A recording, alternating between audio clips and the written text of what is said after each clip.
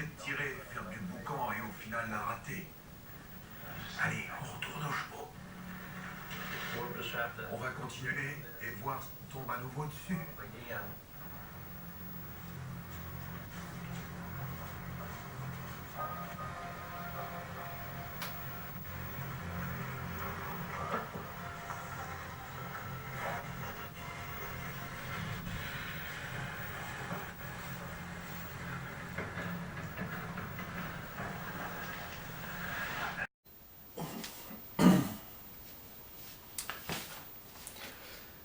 Bonjour tout le monde, aujourd'hui je vais faire une vidéo sur mes couteaux nordiques car ça va faire 2 ans que je n'achète que ça en fait. J'ai décidé de passer sur ce type de couteau parce qu'ils sont plus beaux, le travail est bien fait, donc j'ai décidé d'orienter ces 2 années-là sur l'achat de couteaux nordiques. Alors il va y avoir de l'industriel, des nordiques d'origine norvégienne comme Elle et ou Brusletto, et des nordiques d'origine finlandaise comme Henri Merimaa et Ahti. Donc je vais vous passer les Mora parce que les Mora tout le monde connaît, hein, c'est un modèle standard. Donc voilà, le Mora robuste, le compagnon. Celui-là c'est le Bushcraft ou le Forest, je ne sais plus exactement le modèle. Et là c'est le Gerber version inox. Voilà pour ce qui est des couteaux Mora, donc je rentre pas dans le détail, hein, tout le monde le connaît. Maintenant je vais vous passer les couteaux de la marque Brusletto. Alors voici, ça c'est l'étui d'origine, hein, c'est pas un étui que j'ai fait. Donc là on est plus sur un type de le cul.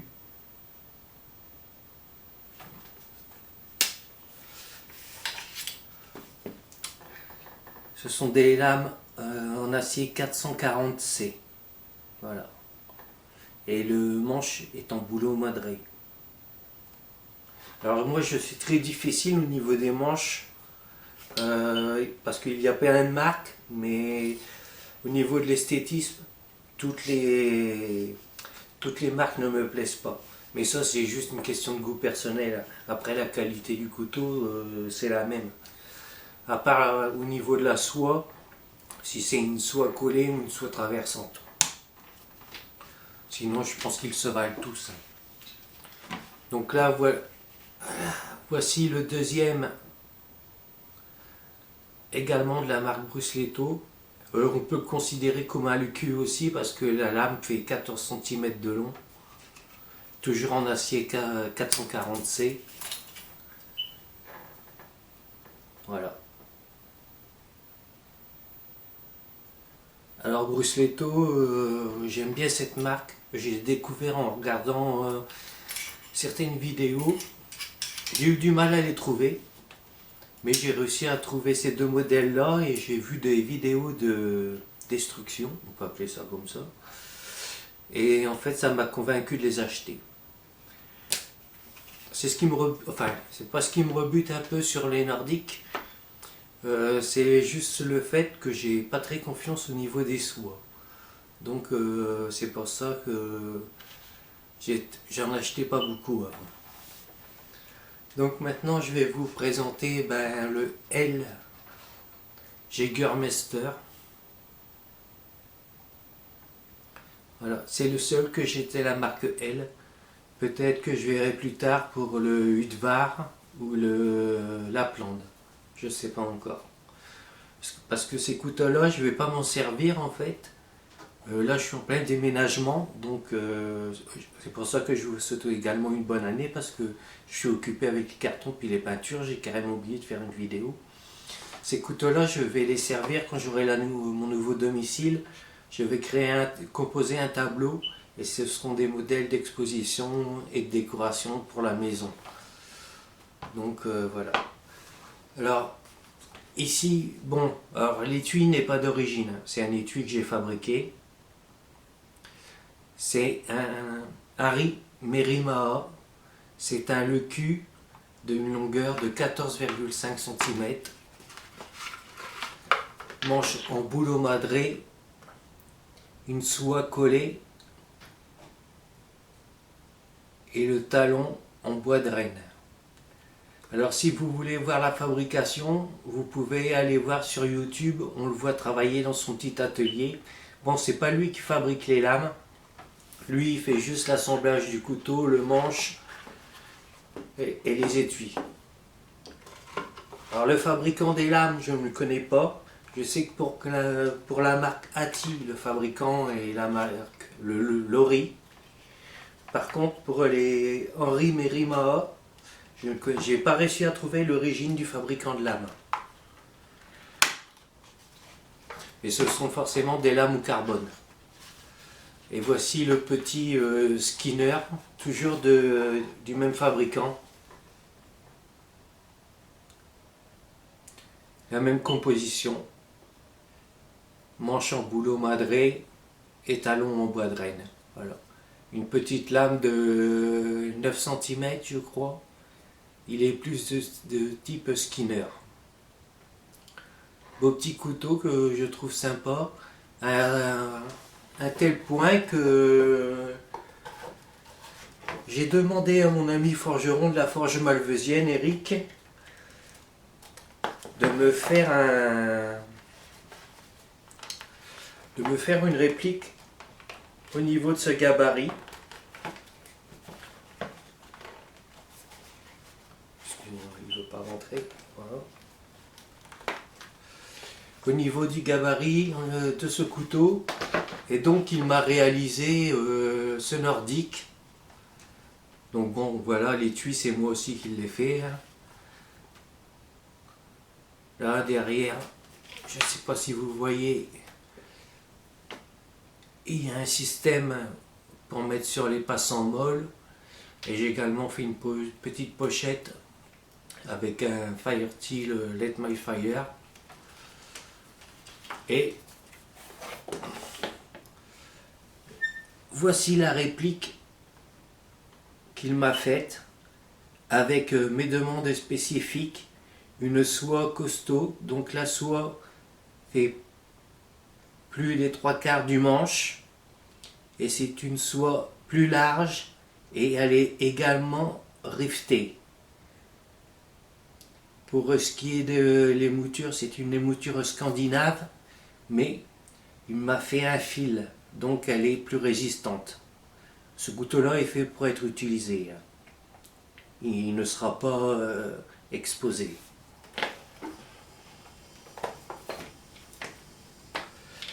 Je vais rester dans ses créations.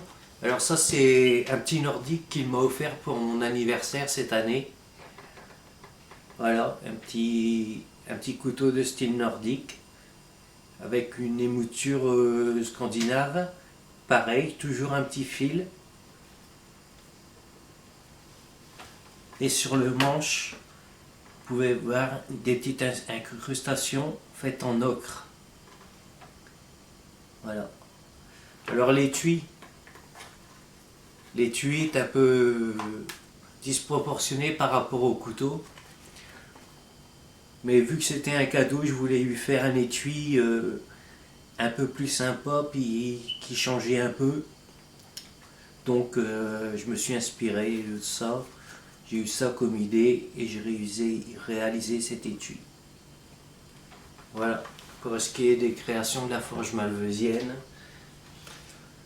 Donc forcément, vu qu'on est dans les nordiques, je ne vais pas pouvoir faire l'impasse sur un classique, le Terava Jacare Coco en 140 forcément. Alors là c'est pareil, hein. C'est un couteau qui est fait pour être utilisé, il ne sera pas dans la collection, c'est pas le but de ce couteau. Pour ce qui est de l'étui, je suis resté dans le même style que les autres. Voilà. La seule différence c'est la couleur, je fais du noir. J'aime pas tellement le noir, je préfère les marrons, mais Là, bon, il me restait ça en teinture, donc je l'ai fait en noir. Maintenant, je vais passer sur un lecu de la marque Ati avec une longueur de lame de 18 cm. Donc lui, je ne lui ai pas fait l'étui, il sera exposé dans son étui original. Voilà. Donc c'est un lecu à soie traversante. Voilà, vous pouvez le voir derrière, avec un pommeau et une garde en laiton. Très beau couteau, avec un boulot, un manche en boulot madré, excusez-moi.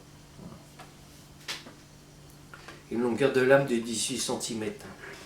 Bon, normalement c'est fait pour les femmes cette longueur de lame, mais j'en ai pas trouvé dans cette marque là de 21 cm. Donc je verrai avec le L Lapland si jamais je l'achète un jour pour compléter le tableau que je vais créer. Et là voici le deuxième, le petit dernier en fait, toujours de la marque Lori Ati, avec une lame Lori. Alors lui je l'ai acheté parce que la forme de sa lame était différente et je trouve que ça lui donne un petit cachet bien sympathique. Donc voici le deuxième de la marque Ati qui lui sera forcément exposé, et comme vous pouvez le voir c'est une soie traversante et rivetée. Voilà pour ce qui est de mes couteaux nordiques. Maintenant je vais vous faire voir les couteaux que j'utilise, que je considère comme nordiques, à cause de tout simplement de leur émouture. Alors là c'est le Bushcraft, le Condor Bushcraft 5 inch. Alors vous voyez, normalement il a un petit peu enflé là au niveau du manche, mais moi esthétiquement ça me plaisait pas, donc j'ai pris la meuleuse avec un disque abrasif et tout doucement, sans faire bleuir l'acier, j'ai rectifié et je l'ai mis en ligne droite. Après je ferai peut-être une deuxième modification, je ferai peut-être un petit finger choil là au niveau du manche pour faire un peu style garde. Donc voilà, alors son coating lui tient très bien, hein. Comparé au deuxième que je vais vous faire voir, qui avait un coating gris, mais qui ne tenait pas du tout, qui se rayait, que j'ai carrément jarté parce que ça faisait dégueulasse. Hein. Alors il s'agit du Condor Primitive Camp. Voilà, alors lui, il a une caractéristique bien particulière, c'est son manche, qui est très ergonomique. Alors il peut plaire ou il ne peut pas plaire. Voilà le manche. Hein. Je ne sais pas si vous voyez bien. C'est une forme vraiment atypique, mais quand vous l'avez en main, l'ergonomie de ce couteau, il est magnifique, quoi. Vous pouvez le tenir comme vous voulez. Voilà. Ça s'adaptait parfaitement à la main. Un couteau que j'ai eu du mal à acheter parce que la poignée me faisait tiquer. Et un jour j'ai passé l'a priori. Et je me suis laissé tenter.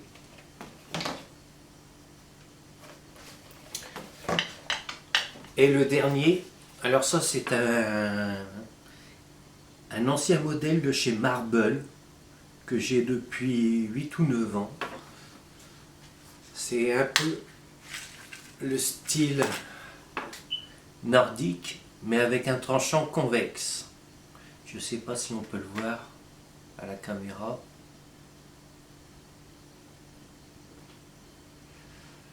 Le tranchant est convexe et la soie, je l'ai testé grâce à un aimant, la soie fait à peu près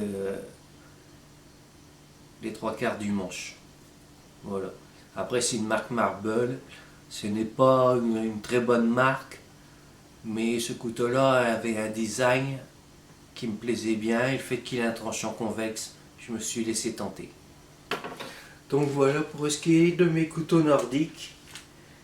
Je vais vous faire un petit panorama pour vous les refaire voir.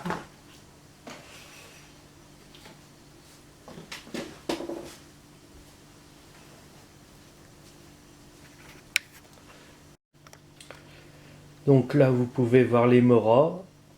À côté vous avez les deux modèles Brusletto. À côté, bon, c'est le modèle que j'ai eu pour mon anniversaire. Après le Terava avec son étui.